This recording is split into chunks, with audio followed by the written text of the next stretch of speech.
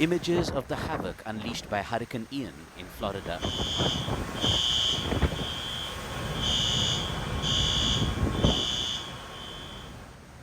The death toll climbed past 80 on Sunday as embattled residents in Florida and the Carolinas faced a recovery expected to cost tens of billions of dollars.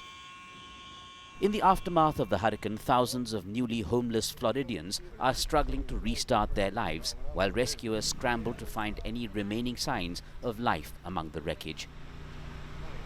Where was it? Oh, was it? Hurricane Ian could be the most expensive storm in Florida's history, devastating communities from the state's western coast to inland cities like Orlando.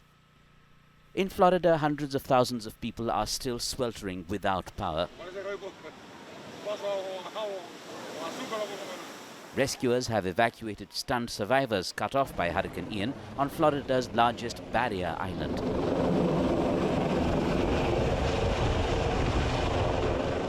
More than 1,100 people have been rescued from inundated parts of southwest and central Florida since Ian crashed into the state last week.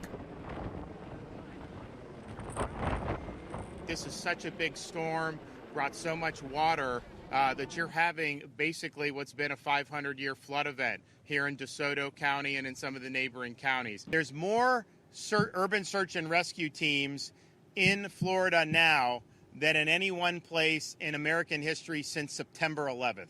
And if you think about it, there's been massive events that have happened since September 11th, and we have more here. And part of that is just a reflection that, yes, it was a very powerful hurricane. It was a big hurricane, and it cut across, the entire state of Florida.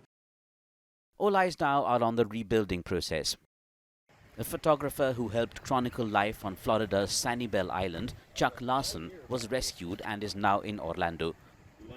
Larson says he knew the storm was serious when two sets of glass sliding windows meant to withstand 150 miles per hour winds gave way. Most of the condominiums in his condo development suffered serious damage. He says he's confident the community would rebuild fast. Sanibel Island is a very cohesive community. It will rebuild.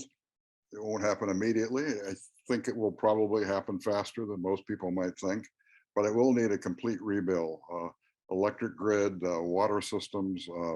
It's going to take a lot of work, but it will come back. I have no doubt about that. It's that kind of a community. A long line of cars formed at a gas station outside Fort Myers as southwest Florida looked to recover from heavy damage caused by Hurricane Ian.